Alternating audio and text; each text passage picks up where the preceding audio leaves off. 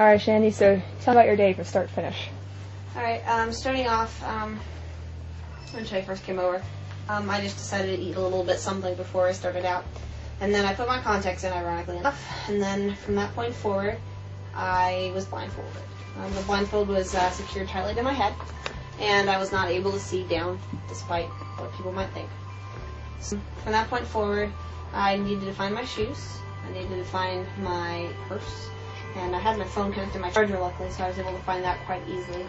I was a little bit better walking around my house, however, I was hesitant going anywhere else. It's kind of hard to trust something when you're relying so much on your sight. So from there, we decided to go to Steve's house, because Shay and Steve wanted to go test out a stand-up bicycle. And I think Steve's was a really big test, because I was so freaked out walking through that house. I mean, I've been there a few times, I didn't really know the layout. So a lot of it is just like trying to trust Shay by grabbing her arm. But she walked a lot faster than I did, being hesitant. So that made it a little more difficult. First thing I really majorly noticed was there was this big old bump in his carpet, and Shay told me that was very interesting that I noticed it, because it's where all the kids trip on, apparently.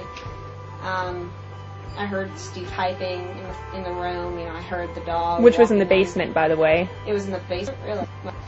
That's interesting, then. So I was able to hear him typing down in the basement, and I also listened to the dogs. He has 2 dogs, and the dogs would walk on different surfaces, so hearing the click-clack of their nails was very interesting. From that point forward, we decided it would be best to go try out the tandem bicycle. So, since I knew the layout of the streets by memory, I tried to, track about where I was, and I was pretty successful if I actually paid attention, but sometimes I would zone out and listen to anything else. Ruby made very interesting sounds. What's Ruby? That's Shay's car. On the freeway, it liked to vibrate a little bit and have this really lowish hum, but it's not very obnoxious hum. And then every time that the wheel turned, to the right or the left, after you complete a turn, it makes this really big squeaking noise that it sounds like a car is whizzing past you. Let's see what else. So we went and we got this tandem bicycle. We went down these really windy roads out in a place that I'm not really that familiar with. And we met the guy that was going to sell them this bike and his daughter. And we had told him it was a social experiment, now having them seen the blindfold and the cane. And he was talking to me about that while Shay and Steve decided to go ride the bicycle around. And Shay got the bright idea that I should get on the bicycle, so I sat on the back of the tandem, and it was a very interesting experience. I've never ridden a bike, obviously, while closing my eyes, and now I can say I have. And I think that it's a good way where a person who's blind, they could ride a bicycle on a tandem. So after that, we drove back. Actually, no, we went straight to Waffle House, didn't we? So we went to Waffle House, and of course that was the next kind of social area that we went into. I was getting a little bit better, but I was still very hesitant. And of course, since I knew the layout of the Waffle House that we go to, it was a little bit better. So I walked in a little bit, and of course the servers had a lot of questions, and I was able to order exactly what I wanted, because I memorized what I wanted, and I told them to look at a menu if they wanted me to. And I was actually really surprised how I could put straws into my drinks, and I'd be able to drink it. I think I made one little spill, but not too bad. And then we practiced with the various condiments and salt and pepper to see if I could differentiate. Yeah, you could smell the difference between the salt and pepper, and you could feel the difference. Yes. I could feel the difference in my hands. I could obviously taste the difference, and then smell the difference between the pepper and the salt. How'd you know the difference between the ketchup and the mustard? The ketchup and the mustard. She put 2 jars in front of me. These are the typical flip over ones, so that all of it comes to the bottom of the catch. Genius, I'd say. So they felt very similar. But knowing that most people like ketchup, and that's typical for ketchup to be a bigger bottle than mustard, because you ever look at anything else. So I just, I told her that the bigger bottle, which is my right there, is the ketchup, and the right is the mustard, and that was correct. So then once my food came, I think the hardest thing was actually keeping the food on my fork. That's something I would stab it, and I know I would have it, and I lift my mouth, and I have nothing. So Shay and Steve had a lot of funny things to joke around with that. But eventually I kind of got the hang of it, I still dropped a few things, and It was fun trying to find my bacon, trying to find my different things, and of course the soda's kind of in the rack, but it's kind of hard to have to feel around for everything. I had to feel around for the syrup. So after a while... Oh, what did you notice about the syrup bottle? It was sticky, like, honestly. I moved over there and looking for objects that had any syrup that they want, and that's the only important part about it is that my hands got sticky from it. But, oh yeah, and this morning I also was able to successfully pour a glass of milk. It was not anything like that, but nonetheless. After that, we were all done eating and, throwing stuff at each other, so Shay couldn't hit me. Couldn't hit a broadside of a barn with a pickle. I was able to hit her pretty good. And, yeah, we would throw a pickle at her and she would jump. It was pretty funny. Yeah, I was not expecting it. Actually, there was a pickle that she had thrown that landed in the seat between my legs. Like, it was completely off the seat and it was not touching me.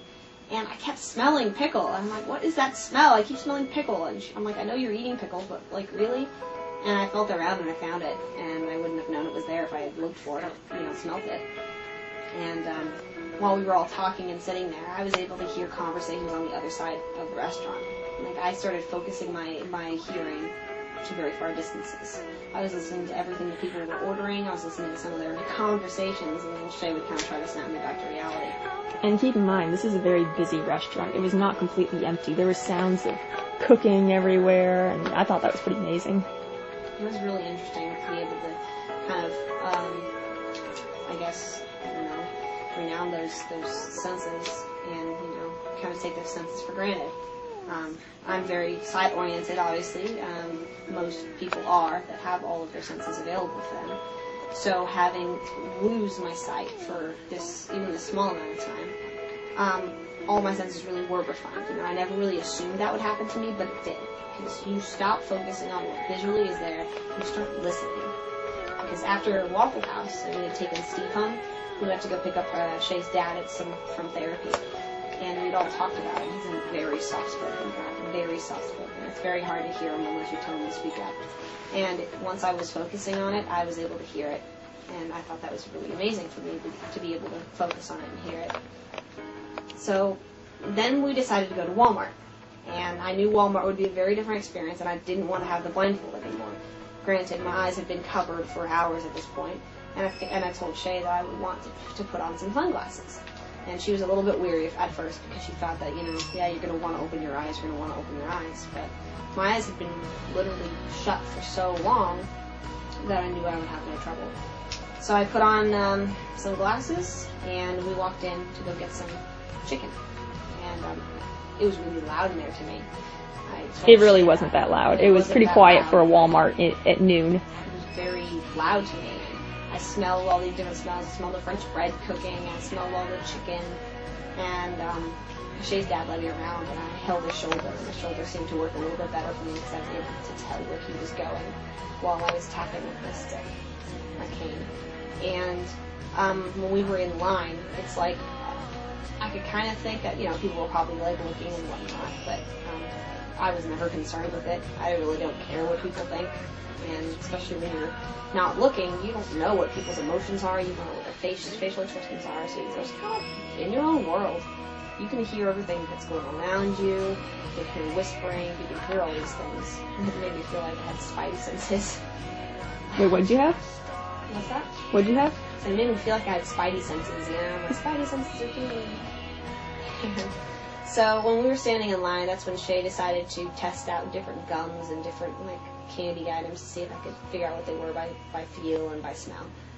And that was a good little test. One of them was, strawberry instead of watermelon, but it was very good to be able to smell the things and work on it. What were the different flavors of gum that you felt? Well, first she handed me a baby bottle pop, which I thought was known, that the shape of that. Then she handed me one of those ice cubes boxes, so I knew that that's what it was. Then she handed me some of the other gum packs, the square gum packs, which I believe are extra. I can't remember. Actually, it was. Really? It was? Yeah, it was. Extra, okay, cool. And she handed me, a spearmint, a strawberry, And you could smell all these Yeah, I could through smell the it plastic. Through the plastic, which was really interesting.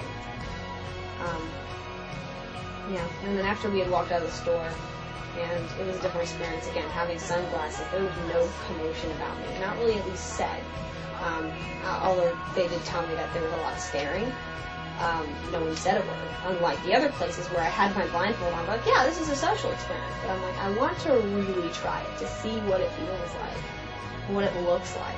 Although at one point in the line, one lady did ask if you would like to go in front of her. And keep in mind, this is an old elderly lady. Yes. And elderly lady asked if I wanted to step in front of her in line, and I actually didn't hear this. I was focusing on some other sound somewhere else, and she had politely declined. No, you're not handicapped. You don't need that extra treatment. You're fine. No, I'm good. And it was funny because Shay's father had a cane because of his therapy, and so it was kind of like the deaf leading the blind.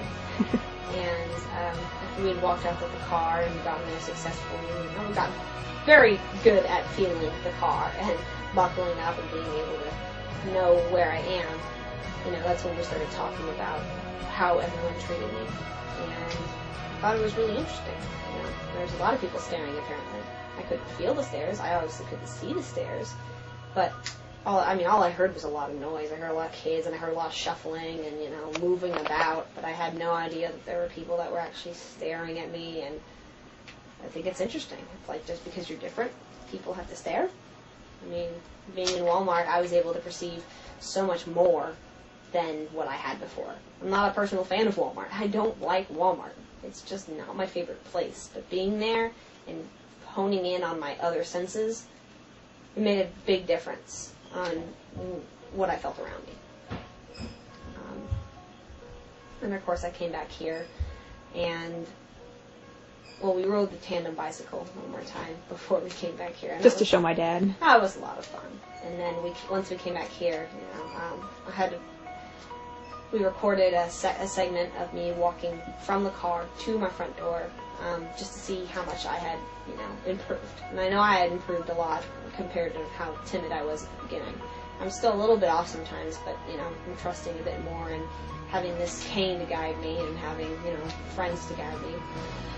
And then when I got to the door, we have this combo on my lock. And unfortunately, my lock wasn't working.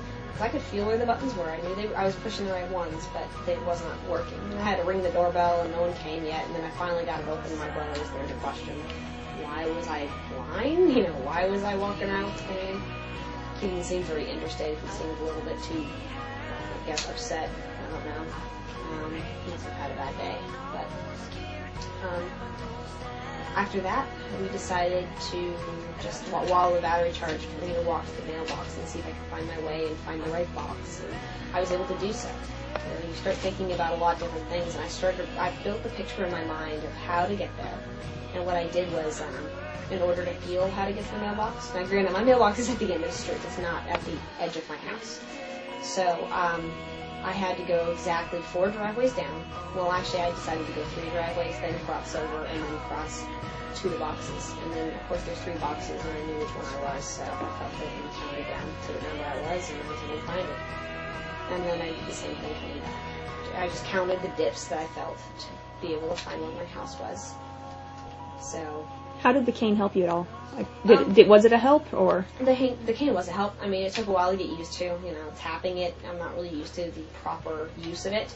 However, it does help quite a bit, because it helps, show items that are in front of me, so I don't hit them. And it's weird, because at the beginning of the day, I kept thinking that, once my cane hits something, I'm gonna hit.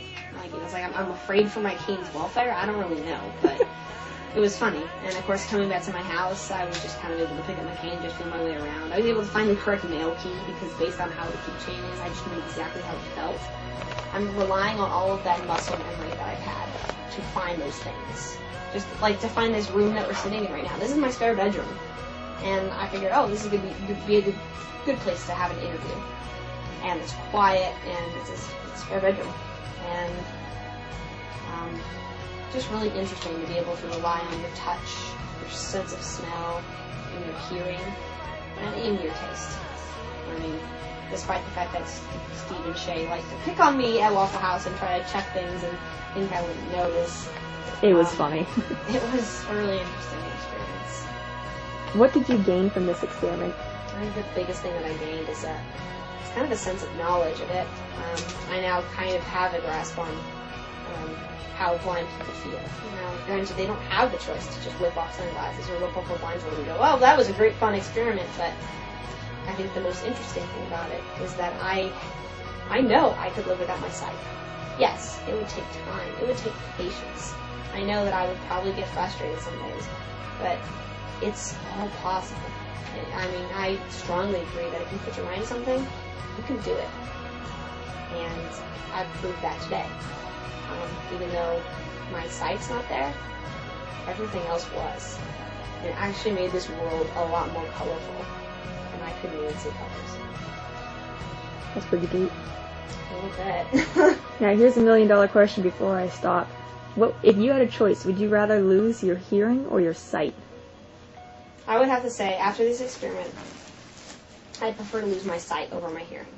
Really? Before, I would prefer to lose my hearing. But the only difference there is that I actually enjoyed so many more sounds this time. Yeah, I couldn't see it. Man, I could hear things I've never heard before.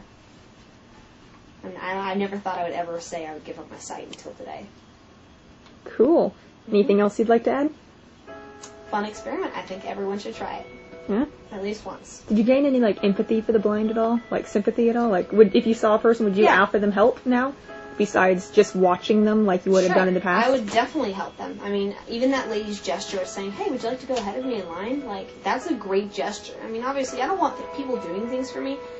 Steve tried to help me out a lot, which I didn't mind, but at the same time, it's like, I got this. No big deal. I have this. So, yeah, I don't really feel a sympathy for the blind, but I feel, I feel what they're going through. You know, maybe not to the level that they are, but, you know, I would definitely, I wouldn't be one to just stare at them. It's like, I know what you're going through. I have a snippet of it, but I can feel exactly what you went through. Cool.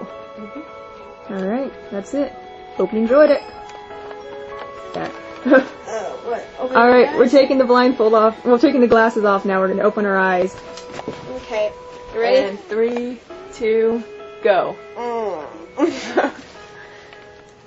Is it bright in here?